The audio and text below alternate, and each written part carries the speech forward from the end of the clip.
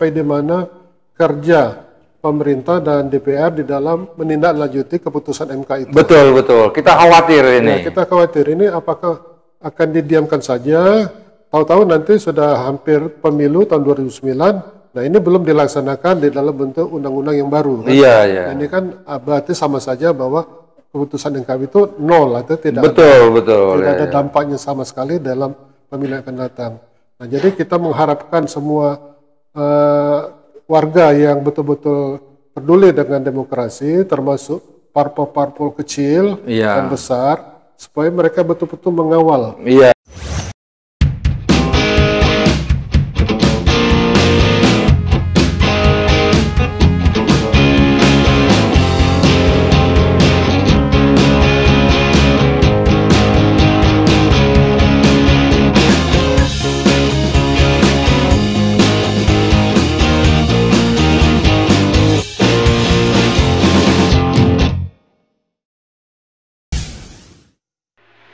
Assalamualaikum warahmatullahi wabarakatuh. Jumpa lagi dengan podcast TV Masumi. Saya Al-Mizan Ulfa, sering dipanggil Kang Mizan. Pemirsa, ada masalah mendesak ya di negara ini yang perlu kita bicarakan bersama. Memang banyak hingar-bingar politik ya, masalah pagar laut, masalah pemangkasan anggaran dan lain sebagainya. Tapi masalah yang sering diangkat oleh podcast TV Masumi ini adalah putusan MK nomor 62 tahun 2024 tentang penghapusan presidensial threshold. Ya. Artinya menurut putusan MK, menurut ini pertimbangan hukum ini MK ini setiap partai politik peserta pemilu 2029 itu berhak mengajukan calon presiden dan wajib. Nah, dan pesannya lagi ya, pesan pertimbangan hukum dari ini Mahkamah Hakim Konstitusi ini, putusan ini perlu dikawal, ya, perlu dikawal oleh masyarakat banyak, terutama yang terdampak langsung, partai-partai yang gagal masuk parlemen dan partai-partai yang gagal menjadi peserta pemilu. Sudah hadir seperti biasa di studio Masumi ya, teman lama kita dan konten kreator yang tetap ya, itu Profesor Chandra Emirullah ya. Saya ulangin lagi, mungkin ada yang baru kenal. Ini alumni Harvard University ya, masternya dan PhD-nya dari University of Southern California, Los Angeles, dan juga pernah menjadi dosen di Universitas Utara Malaysia. Dan sama seperti saya, pensiunan Kementerian Keuangan RI dan juga sama-sama alumni SMA 3 Palembang. Assalamualaikum Pak Chandra. Waalaikumsalam warahmatullahi wabarakatuh. Nah, gimana nih masalah yang penting ini kayaknya belum jadi agenda nasional untuk dibahas. Sedangkan menurut saya ini penting sekali untuk perbaikan perjalanan bangsa dan membangun fondasi demokrasi yang baik untuk Indonesia ini, Pak Chandra. Ya, memang keputusan MK nomor 62 tahun 2004 mengenai penghapusan presiden threshold ya, atau penghapusan daripada ambang batas pencalonan presiden dalam pemilu itu telah dihapuskan oleh MK. Nah, berarti parpol peserta pemilu itu berhak untuk mengusulkan calon presiden mereka masing-masing. Iya, iya. Nah, ini kan merupakan suatu perjuangan yang telah lama dilakukan. Betul, banyak sekali itu yang menggugat. Semua aktivis ya, semua orang yang betul-betul concern dengan demokrasi kita ya. Jadi ini alhamdulillah berhasil goal di MK. Nah sekarang bagaimana pelaksanaannya di dalam pemilu nanti, kan itu perlu dituangkan di dalam undang-undang yang baru ya. Betul.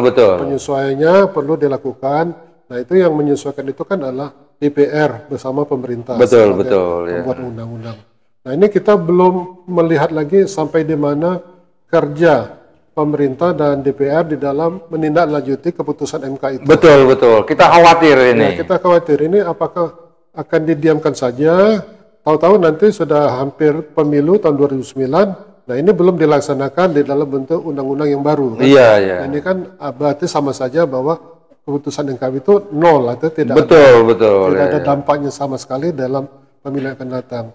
Nah, jadi kita mengharapkan semua warga yang betul-betul peduli dengan demokrasi, termasuk parpol-parpol kecil dan besar, supaya mereka betul-betul mengawal keputusan MK ini supaya betul-betul dijabarkan nanti di dalam aturan yang akan dilaksanakan dalam pemilu. Nah, ini bagaimana caranya supaya ini bisa dilaksanakan? Nah, itu tentu kan kita perlu bersuara. Bila perlu bersatu, berkoalisi, menyuarakan ini apakah lewat DPR atau lewat jalur-jalur lain supaya ini betul-betul dianggap penting dan langsung masuk mungkin prolegnas atau apa kalau memang itu sangat dibutuhkan.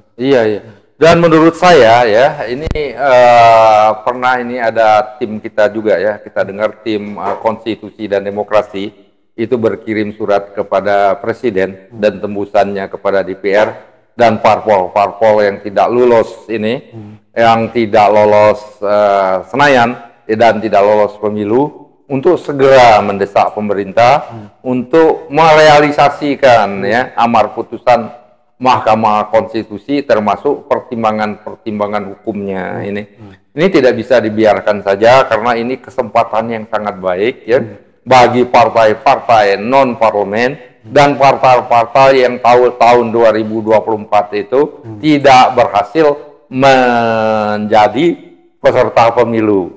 Di 2024 mereka tidak berhasil kalau misalnya ya berpikir ini ya pahitnya saja tiba-tiba keluar putusan ini revisi undang-undang yang mempersulit ya partai-partai baru untuk ikut, ini sangat mengecewakan sekali. Dan kalau waktunya sudah mepet seperti Pak Chandra tadi ya kesempatan partai-partai baru untuk menjaring ya, untuk membangun jaringan dan menjaring capres-capres yang lebih beraneka ragam ya, lebih berintegritas, lebih mempunyai visi yang lebih maju untuk pembangunan Indonesia itu akan sangat terbatas sekali kalau tidak ada kepastian yang lebih cepat ya. Jadi seperti pernah kita bicarakan dulu ya di podcast ini, kita menghimbau ya baik sendiri-sendiri ya apalagi lebih baik secara bersama-sama yang mendesak ya bagaimanapun bentuknya ya pembentuk undang-undang pemerintah dan DPR untuk segera menindaklanjutin putusan MK nomor 62 tahun 2024 ini. Ini sangat penting sekali dan kita harapkan juga lembaga-lembaga demokrasi dan pemilu seperti Perludem dan lain-lainnya itu juga aktif juga ya membantu partai-partai politik itu dan bersuara sendiri bersama-sama ya secara konstitusional dan damai kita mendesak pemerintah pembentuk undang-undang pemerintah dan DPR untuk segera menindaklanjutin putusan MK ini. Kira-kira gitu ya Pak Chandra. Saya kira salah satu alternatif untuk menggolkan keputusan MK ini adalah dengan membentuk semacam forum atau koalisi daripada parpol kecil yang tidak berhasil ikut pemilu atau masuk ke Senayan untuk menyatukan pendapat mereka. Jadi kalau misalkan mereka bersatu itu kan akan lebih kuat lagi suaranya daripada sendiri-sendiri kan. Iya betul. Jadi itu lebih kuat dan lebih hemat biaya. Dan itu kan menunjukkan bahwa ini masalah penting ya. Nah, jadi supaya bisa didengar oleh pemerintah. Membentuk semacam gabungan. Semacam koalisi atau apa itu namanya. Pengawal daripada keputusan MK 62. Nah, itu mungkin bisa kita jalankan. Dan kita serukan ya melalui podcast ini Partai Masyumi siap ya untuk mengkoordinir untuk mengembangkan koalisi ini supaya bersama-sama kita lebih kuat untuk mendesak pembentuk undang-undang segera mengimplementasikan putusan MK ini secara murni dan konsekuen. Jadi bukan amar putusannya saja yang ditindaklanjuti, tapi pertimbangan-pertimbangan hukumnya, terutama 5 rekayasa konstitusional yang disarankan oleh Mahkamah Konstitusi. Kira-kira gitu Pak Chandra ya. Jadi selain itu ya, sementara menghadapi pemilu tahun 2009, ini merupakan kesempatan bagi parpol kecil itu untuk berbenah diri ya. Berbenah diri, betul. Untuk menyiapkan parpol masing-masing menghadapi pemilu yang akan datang. dengan melengkapi pengurus, cabang-cabang, ya sehingga memenuhi persyaratan untuk ikut pemilu.